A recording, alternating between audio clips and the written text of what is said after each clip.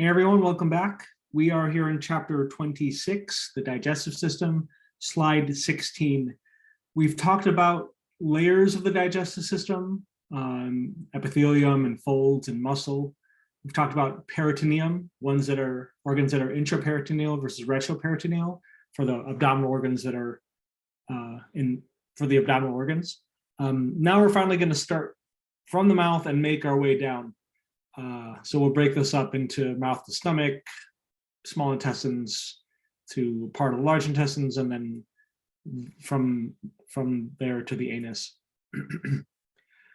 So of course we start by eating inside of the mouth. Put food in our mouth.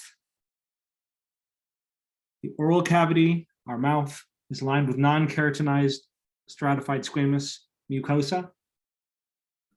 We need protection. Any orifice has non-keratinized stratified squamous epithelium to minimize friction or to deal with friction. Friction is inevitable. It's continuous with your cheeks, with your lips, with your gums. The technical word for gum, like the gum that surrounds your teeth, is gingivae. Maybe you've heard of gingivitis. Gingivitis is infection of your gums, so it's important to floss and brush your teeth regularly. We've learned about some of the things of the oral cavity. We know that the roof of the oral cavity is the hard palate, and the hard palate is made of the maxillae and the palatine bones. That would be over here. We know that the soft palate is more posterior to the hard palate, and it contains the uvula. And the uvula separates the oral cavity / oropharynx from the nasopharynx. We also have visible tonsils. Palatine tonsils are these tonsils over here on either side. It's important to filter pathogens that we may have consumed as we eat things or breathe, really.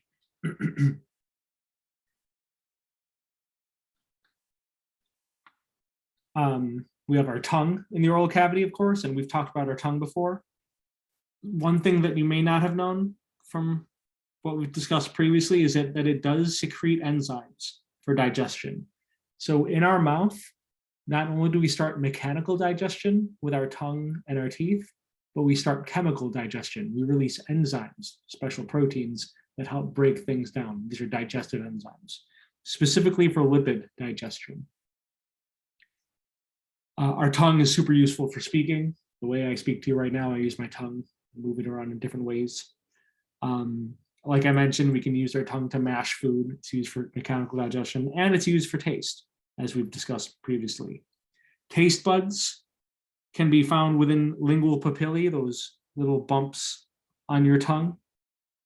You can see a taste bud. You can see groups of gustatory receptor cells here within the single taste bud. Recall that it's cranial nerve 7, facial nerve for the anterior 2/3 of your tongue, cranial nerve 9, glossopharyngeal nerve for the posterior third of your tongue, and then cranial nerve 10, vagus nerve for the very, very back of the tongue and your pharynx. Those send taste information to your medulla, thalamus, gustatory cortex, and the insular cortex. You might want to review chapter 19/15b for that. Some questions here. Do you remember what kind of muscle is found on the tongue, given that we can move our tongue a lot? Skeletal muscle. There's skeletal muscle going in many different directions to help us move our tongue in many different directions. What's its bony attachment? What does the tongue attach to? Because if it's skeletal muscle, that means it attaches to bone. The attachment is the hyoid. And which nerve controls the tongue? We just talked about which ones sense from the tongue, but which ones control the tongue? For control of the tongue, that would be cranial nerve 12, hypoglossal.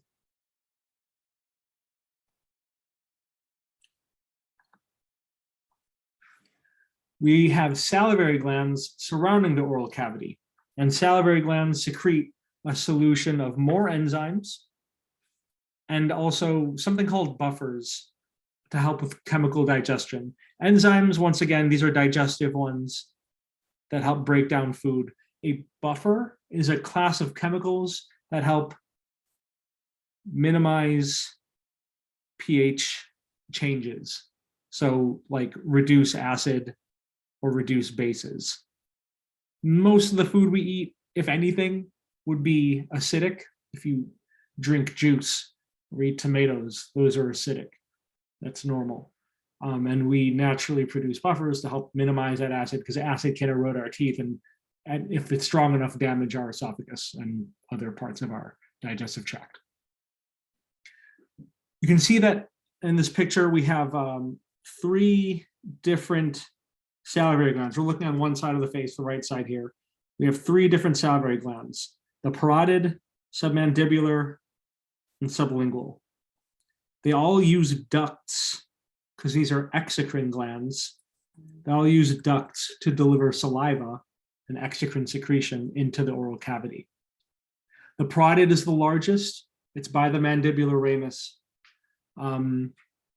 Release of saliva is from, the control of release of saliva is from cranial nerve 9, glossopharyngeal. The submandibular gland is on the mouth floor. It's deep to the mandible, controlled by cranial nerve 7, facial nerve. And then the sublingual, here in orange, this is under the tongue, also controlled by cranial nerve 7, facial nerve. So 3 different salivary glands. Why do we need so many? 1, it's important to produce a good amount of saliva. We need saliva regularly so our mouth doesn't dry out. Saliva contains mucus and also lubricates our mouth. But secondly, when we do eat, we want to be able to release those enzymes and buffers to help break down our food and mush it up. It'll be important to recognize these glands at a histology tissue level. What all 3 share, all their ducts, it's typically stratified cuboidal. You can see a duct here. There's 1, 2 layers. You can see a duct here, 1, 2 layers with a decent sized lumen. You can see a duct here, 1, 2 layers around a decent sized lumen for our submandibular, parotid, and sublingual glands. In our illustration, this is representing a duct. Ducts carry out saliva. Saliva has to be produced from somewhere. Saliva is produced from these things I'm pointing at in pink in this illustration. These are called acini. These are called acini. Acini are groups of simple cuboidal cells that secrete saliva. Groups of simple cuboidal cells that secrete saliva. Circular-ish shape. So it's not stratified and the lumen's not as big, but it secretes to a lumen. When you produce saliva, it has to secrete to a lumen and exit out the duct. Let me clear what I just drew so I can point out these acini a bit better, and it's getting a bit busy here. Take a look at the parotid gland at the bottom left. For example, a single acinus, well, let me draw a circle, a single cell. Here's a single cuboidal cell, single cuboidal cell, single, single, single. So that circle, that is an acinus. It's just like what we see here or here. A single acinus that secretes to a duct. A single acinus that will secrete to a duct. I don't know that it's that one, but that's the closest one. What you'll notice about the color of these cells, of the acini, these acinar cells are dark colored. They're well stained. The darker colored acini are serous. Do you remember what serous means? We learned this back in chapter 4. Serous secretions are more watery, protein-filled secretions. Watery protein-filled secretions, the protein that we care about are enzymes. So you'd release saliva from the parotid gland if you're eating. The mode of secretion, do you recall that? The mode of secretion is merocrine. That means it's by exocytosis. It's merocrine secretion.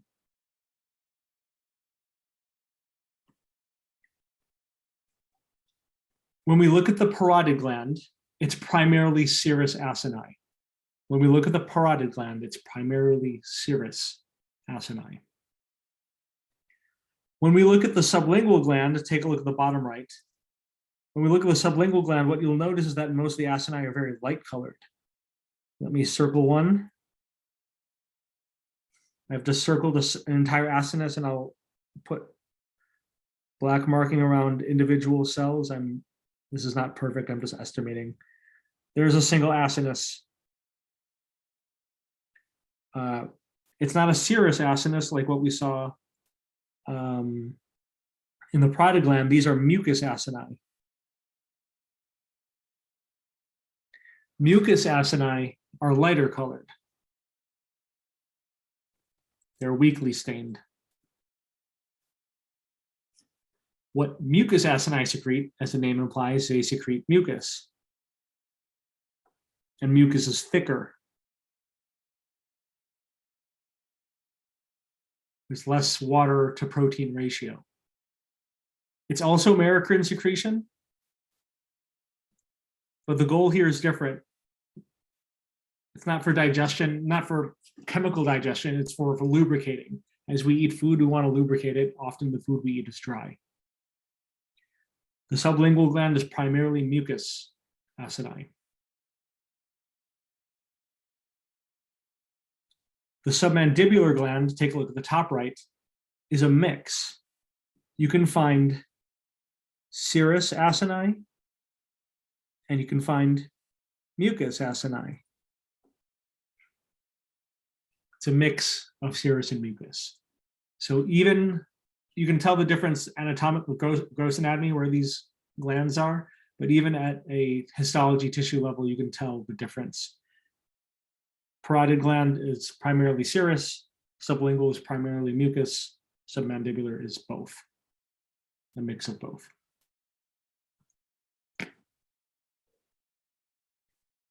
So we have salivary glands secreting saliva into the oral cavity to aid with digestion. We have teeth, of course. If you're going to go into dental school of some kind, dental hygiene, dental become a dentist, whichever, you'll learn much more about teeth, but we're just going to go over the basics of teeth. Teeth are needed for chewing. The fancy way to say chewing is mastication. Do you remember which muscles are used for mastication? Masseter, temporalis, lateral medial pterygoid. Controlled by which cranial nerve? By cranial nerve, trigeminal nerve, cranial nerve 5, number 3, the mandibular branch. We have teeth. They articulate with 2 different bones. They articulate with a maxillae and mandible. They sit in a socket. The name of this socket is called an alveolus. I know we just use that word for the lungs, but alveolus is a socket depression, and the tooth sits in one. What's the name of the joint type? Based on movement, since it doesn't move, our teeth are not supposed to move. That's a synarthrosis. And if we define it based on what type of connective tissue we find there, it's a gomphosis joint. They're tiny little ligaments holding the tooth in place, which can break, but when they're working properly, you have all this dense regular connective tissue holding the tooth in place. All right, that's all review. Let me clear that. What's new about the teeth in this chapter? We can talk about the teeth in terms of regions of it. We can divide it up in 3 parts. The part that's exposed is the crown. The part that we see in this level is the crown. The part that's right along the gum line,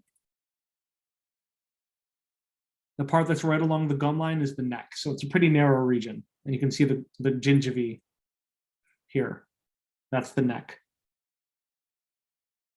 And then the part that's held in place by the bone and ligaments, the one that you don't see, you shouldn't see normally, that part is the root. The root is holding everything in place. So one way we can divide up the tooth is by levels. Superficial is crown, neck is at the border, and then root is deepest. We can also divide up the teeth into layers. The layer that is showing, the white layer, that's the enamel. So the crown has enamel. It's not entirely enamel, but you have that outermost superficial layer, and that's protective. Enamel is super important. It can get eroded by grinding your teeth. So if you grind your teeth, you find ways to de-stress and maybe wear a mouth guard. Talk to your dentist. Deeper to the enamel, in this layer that I'm coloring in green, this is called the dentine. The dentine is kind of like bone. It has the same calcified calcium phosphate and collagen matrix. Or actually, it's just a calcium phosphate. It has the same calcium phosphate matrix as bone does, but there are no cells. Does not contain any cells. So it's not living tissue. There are no osteocytes in dentine. So it goes enamel, dentine, and then the deepest part of your tooth, which I'll color in blue. This is the pulp cavity. Pulp is a general term for all the blood vessels and nerves in this region. So the pulp cavity is a spongy area, highly vascularized. I was saying earlier that you want to protect your enamel because 1, it's used for chewing, and 2, let's say you get a cavity. A cavity in this case is where you get a hole that digs deeper into the pulp cavity. So now there's a passageway, if you can see here in black, now there's a passageway from the enamel to the pulp cavity. You've just allowed a pathway for bacteria to reach deeper into your tooth. And then bacteria can cause an infection here in the pulp cavity. They cause severe amounts of pain. Even worse, it can spread to different parts of your body. I don't have the stats on this with me right now, but having poor dental health is linked to poor cardiovascular disease, or to having cardiovascular disease, poor cardiovascular health, that's what I mean to say. So it's really important that you have good dental hygiene that involves flossing and brushing regularly. Right. You'll notice that the part where I drew the arrow, blood vessels and nerves have to go in and out. So this part where I'm drawing the arrow, and let me clear all this. This part where I'm tracing over with black, this is the root canal. You may have heard of the operation, the dental procedure called a root canal. You're cleaning that out because it was likely infected and has dead cells now, and now you probably need a new tooth or something.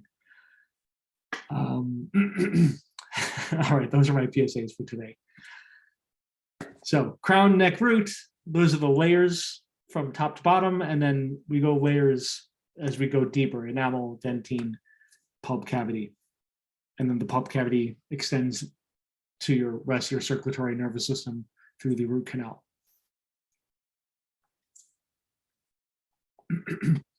We've chewed up our food. We've mashed it up into a ball of food. The term for a ball of food that we've mashed up and mixed with saliva and enzymes, that's our bolus. So we've got our ball of food, our bolus, and we swallow it. The word for swallowing, we have fancy words for all these parts of digestion. We've masticated, and now we go through deglutition. Deglutition, that means to swallow. Your pharynx is the next part after the oral cavity, and it has muscles for swallowing. It is a reflex, but it is skeletal muscle attached to the hyoid, partially, or at least partly attached to the hyoid.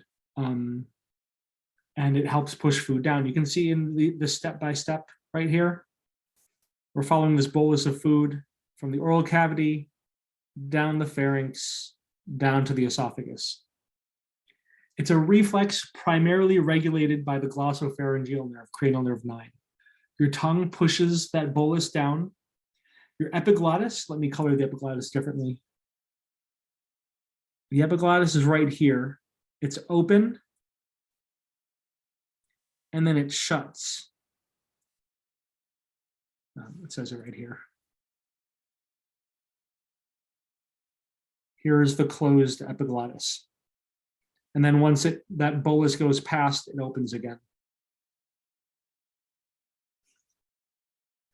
The epiglottis part of the larynx helps us not choke while we swallow. Additionally, let me clear this. Additionally, sort of a gate, we have a sphincter located right here. This sphincter is the upper esophageal sphincter. It's closed in this first step because we haven't pushed the food down yet. Once the food starts pushing down, it activates receptors, and through a reflex regulated by cranial nerve 9, we have an open esophageal sphincter, upper esophageal sphincter. And then once the bolus goes past that point, it closes back up again. So we want to regulate stuff as it passes through. If you remember my car wash analogy, how we regulate stuff one car at a time. You don't want it to get clogged. You don't want any accidents. You want to regulate things going through. The epiglottis and the upper esophageal sphincter allow for that. You don't want to put too much food at once. One more thing to mention, the pharynx, we have mentioned this before, but the pharynx is non-keratinized stratified squamous epithelium. You can see that down here because you want to deal with potential friction from the bolus of food that you're swallowing, despite it being shared with the respiratory system, which is mostly pseudostratified columnar at that point.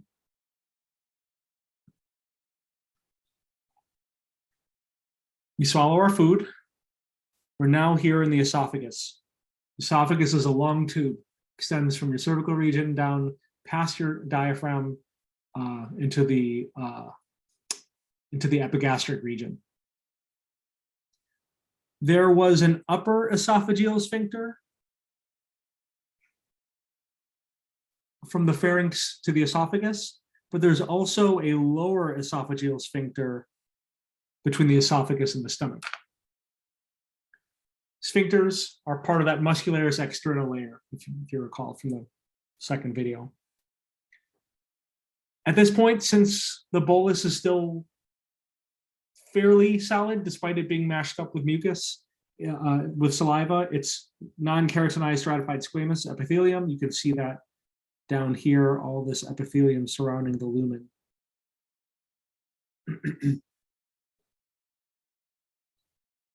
Yeah, that's our non-keratinized stratified squamous. It can slough off in case there's friction.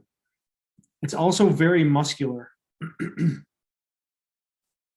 You can see all these thick layer of muscle in the muscularis externa.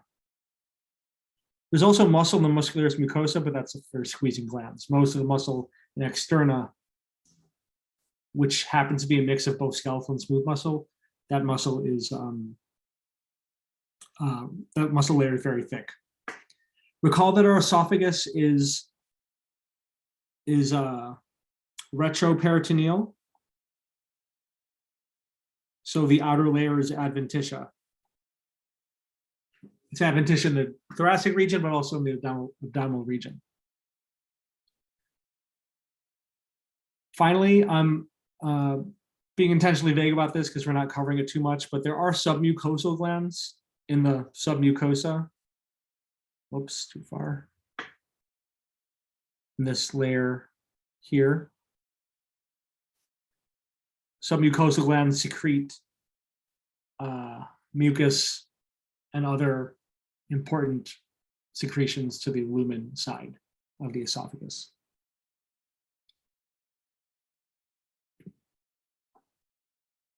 The term, remember, for pushing food down in one direction, that's called peristalsis. So we use peristalsis to push that bolus of food from upper esophageal sphincter down to the lower esophageal sphincter into the stomach. We use peristalsis. Peristalsis, there we go.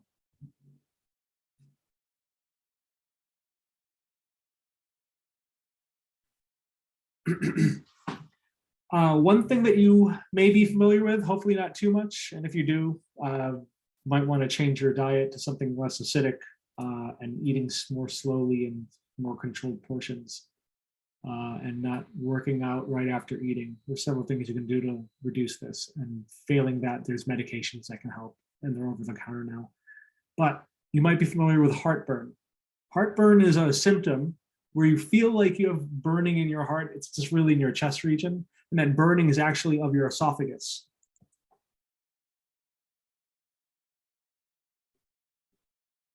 You're getting damage to your esophagus because the acid that's in your stomach, we'll see in a second why the stomach can handle all that acid. The acid in your stomach goes past that lower esophageal sphincter.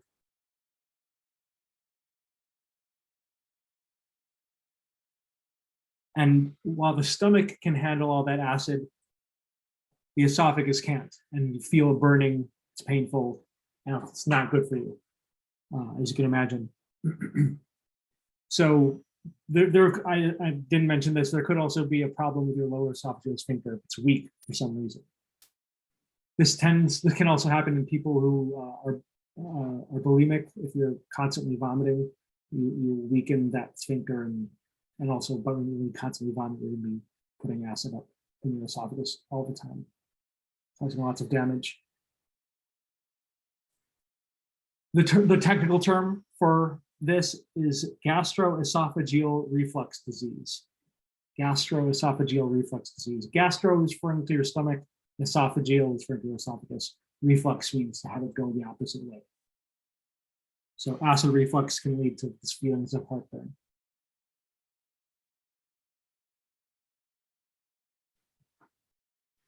Let's say you do eat normally, hopefully.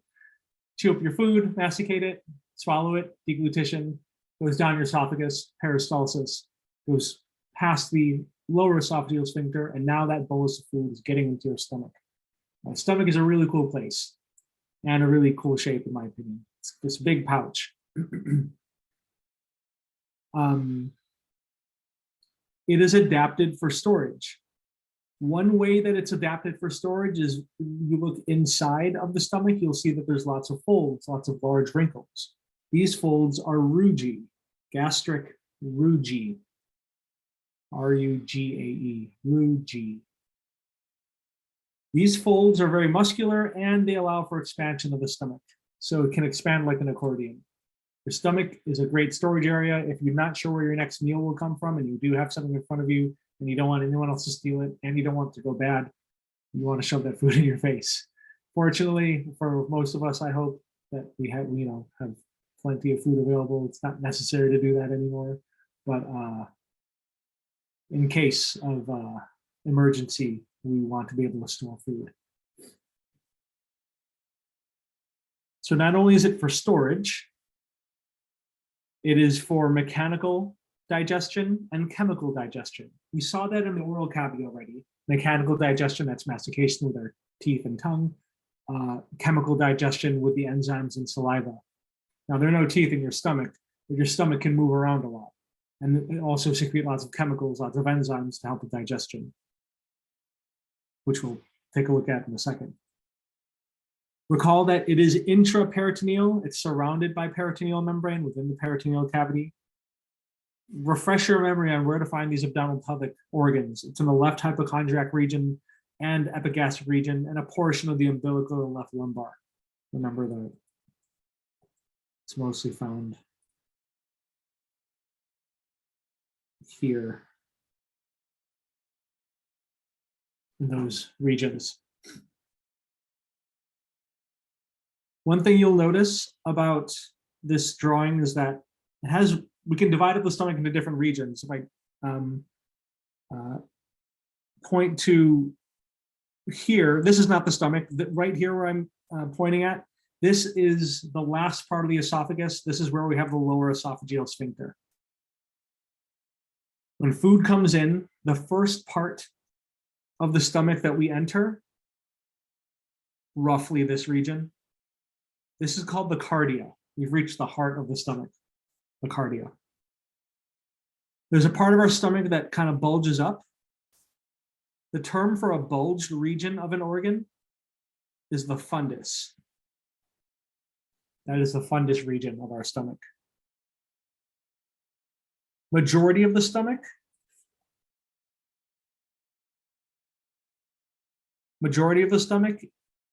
is the body.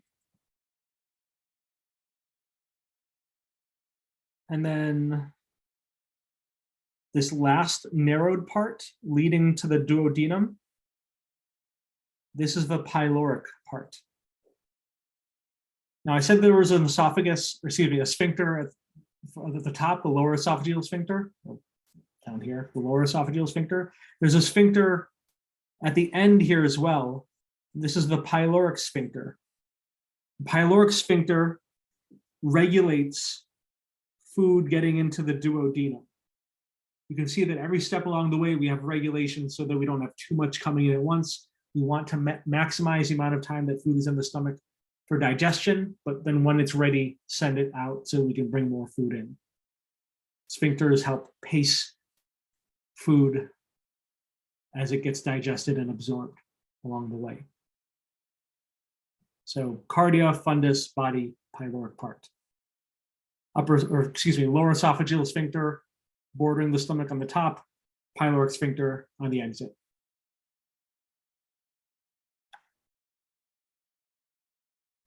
When we look at the histology, the tissue level of the stomach, we see that there are gastric pits. Take a look at this picture first. We can see gastric pits. While we only see, like in some parts, it only goes down that far, it actually, because these pits aren't, this cut isn't perfectly straight and these pits aren't perfectly straight. These gastric pits actually come down as far as this black line that I've just made.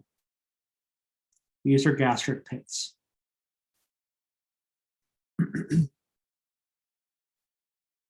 Gastric pits contain many simple columnar cells that secrete a gastric juice. Gastric juice, just a general term for stomach juice, secretions from your stomach. What is in gastric juice? A lot of mucus. You can see tons of mucus cells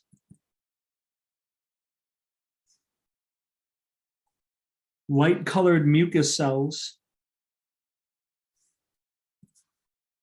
All these light-colored mucus cells secrete tons and tons of mucus. Mucus protects the lining of the stomach.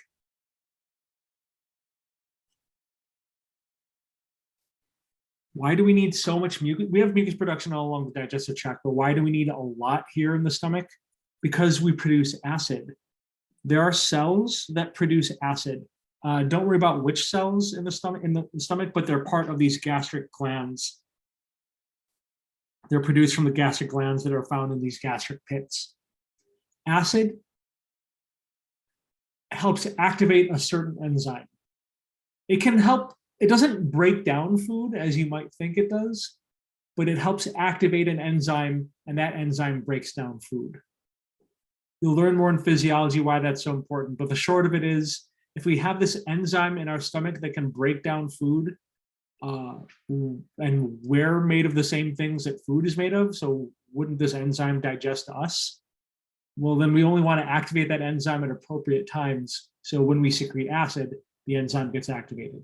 And then when we don't secrete acid, we're not digesting ourselves. We can talk about that later. So we secrete acid, we secrete mucus, we secrete enzymes from these gastric glands, and mucus specifically from mucus cells. When you mix together acid, mucus, enzymes, you form chyme. Chyme, whenever you say CH, it's a hard K sound. Chyme is the acidic food mixture that we now have. Let me point this out before I end this video. In this bottom left histology, you can see the lumen is, facing the top side, but in this bottom right picture, the lumen is over here. So a gastric pit goes down this way, and you can see simple columnar cells facing a very narrow lumen of the pit, while the main lumen of the stomach is out the other way. All right, we've gone through a lot. We've gone from the oral cavity down to the stomach. In the next videos, we'll start at the duodenum and talk more about other accessory organs like the liver and the gallbladder and pancreas. So I will see you in the next video. Thanks for watching. Please let me know if you have any questions. Take care.